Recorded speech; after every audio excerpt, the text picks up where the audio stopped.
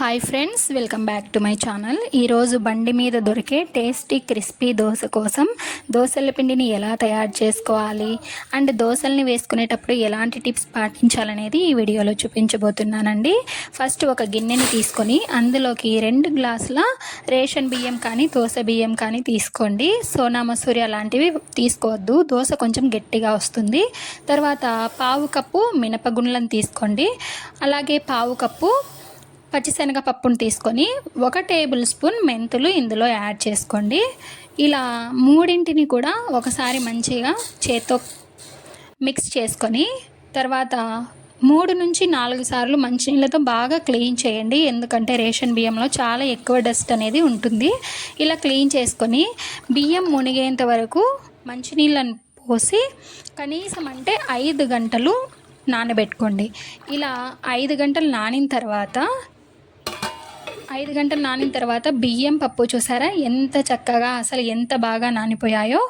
ఇప్పుడు ఇందులోకి సేమ్ గ్లాస్తో పావు గ్లాసు అటుకులు తీసుకొని ఇంకొక గిన్నె తీసుకొని అందులో వాటర్ వేసి మంచినీళ్ళతో బాగా ఒక 2 లేదా 3 సార్లు కడుక్కున్న తర్వాత మంచినీళ్ళు పోసి ఒక 5 మినిట్స్ నానబెట్టుకోండి. ఇలా 5 మినిట్స్ నానిన తర్వాత మూత పెట్టేసి 5 మినిట్స్ నానబెట్టుకోండి. ఇలా 5 మినిట్స్ నానిన తర్వాత అటుకులు చూసారా ఎంత చక్కగా నానిపోయాయో. ఇప్పుడు బియ్యం కూడా చక్కగా నానిపోయాయి కాబట్టి రెండింటిని కూడా మిక్సీ జార్లోకి తీసుకోవాలి.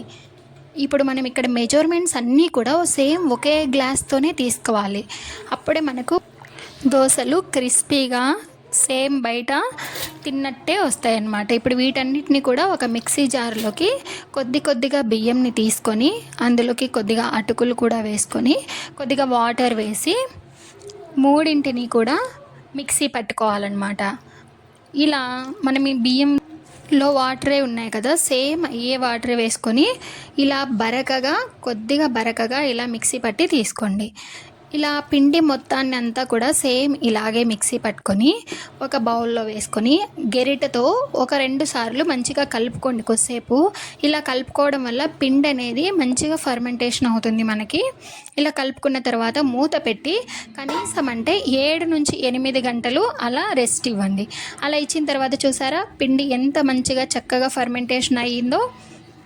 ఇప్పుడు ఈ పిండిని తిరిగి ఒకసారి మంచిగా కలుపుకున్న తర్వాత ఒక బౌల్లోకి తీసుకోవాలి. ఇప్పుడు మనకి ఎంతైతే అవసరం ఉంటుందో అంత ఒక బౌల్లోకి తీసుకొని అందులోకి టేస్ట్కి సరిపడినంత సాల్ట్ వేసి ఒకసారి కలుపుకొని ఇంకా దోశలు వేసుకోవటమే. మిగిలిన పిండిని ఫ్రిడ్జ్లో స్టోర్ చేసుకోవచ్చు. మిగిలిన పిండిని ఫ్రిడ్జ్లో స్టోర్ చేసుకొని ఎంచక్కా 2 నుంచి 3 రోజులు మనం వాడుకోవచ్చు. ఇప్పుడు పిండి అంతా మంచిగా కలుపుకున్న తర్వాత ఒక ప్యాన్ పెట్టి ఇలా వాటర్ని స్ప్రింకిల్ చేసుకొని ఇలా ఆనియన్ని హాఫ్ వరకు కట్ చేసి దీని మీద మంచిగా రుద్దుకోవాలి. రుద్దుకున్న తర్వాత ఈ పిండిని ఒక 2 గరిటెలు మనం పెనం మీద వేసి ఇలా పలుచగా స్ప్రెడ్ చేసుకొని ఇప్పుడు మనకి నెయ్యి కానీ లేదంటే ఆయిల్ కానీ ఏది నచ్చితే అది పైనుంచి ఒక 2 టేబుల్ స్పూన్లు వేసుకొని మంచిగా ఎర్రగా కాల్చుకుంటే మనకి చూసారు కదా అంచుల వెంట ఒక 2 టేబుల్ స్పూన్ల దాకా నూనెని కానీ నెయ్యిని కానీ యాడ్ చేసుకొని ఇలా మంచిగా ఎర్రగా కాలిన తర్వాత ఒకవైపు ఇంకోవైపు కూడా తిప్పుకొని ఇది మీకు నచ్చితే తిప్పుకోవచ్చు లేదంటే లేదు. ఇంకోవైపు కూడా తిప్పుకొని 2 వైపులా కూడా మంచిగా చక్కగా ఎర్రగా కాలిన తర్వాత ఇప్పుడు తీసుకొని సర్వింగ్ బౌల్లోకి తీసుకొని సర్వ్ చేసుకోవడమే. మనకు నార్మల్ ప్లెయిన్ దోశ అనేది రెడీ అయిపోయింది. ఇక్కడ నేను మీకు ఇంకో దోశ కూడా చెప్తానని చెప్పాను కదా, కడప స్టైల్ కారం దోశ. అది ఎలాగో చూద్దాము. అసలు ఎర్రగా ఉండే ఈ ఎర్రకారం ఎలా తయారు చేసుకోవాలి, అందులోకి పప్పల పొడి ఎలా తయారు చేసుకోవాలనేది ఇప్పుడు చూపించబోతున్నాను. ఇక నేను ఒక 5 ఎండుమిరపకాయల్ని హాట్ వాటర్లో వేసి నానబెట్టుకొని మిక్సీ జార్లో తీసుకున్నాను. ఒక పావు టీ స్పూన్ జీలకర్ర, ఉల్లిపాయలు 2-3 వెల్లుల్లి రెబ్బలు, ఉప్పు తీసుకొని మిక్సీ పట్టుకున్నాను. అంతే, ఎర్రకారం రెడీ అయిపోయింది. ఇలా పప్పులను కూడా తీసుకొని మిక్సీ జార్లో వేసి మిక్స్ చేసుకుంటే పప్పల పొడి కూడా రెడీ అయిపోయింది. ఇలా సేమ్ ప్రాసెస్లో దోశ వేసి మంచిగా కాలిన తర్వాత 2 వైపులా కూడా ఎర్రగా ఇప్పుడు మనం దీంట్లోకి ఈ ఎర్రకారం అనేది అప్లై చేసుకోవాలి. చూసారు కదా మంచిగా కాలింది కదా 2 వైపులా కూడా దోశ క్రిస్పీగా. ఇలా ఎప్పుడైతే దోశ మనకి క్రిస్పీగా రెడీ అయిపోతుందో అప్పుడు ఈ ఎర్రకారం అనేది దోశ మీద అప్లై చేసుకొని పలుచగా స్ప్రెడ్ చేసుకున్న తర్వాత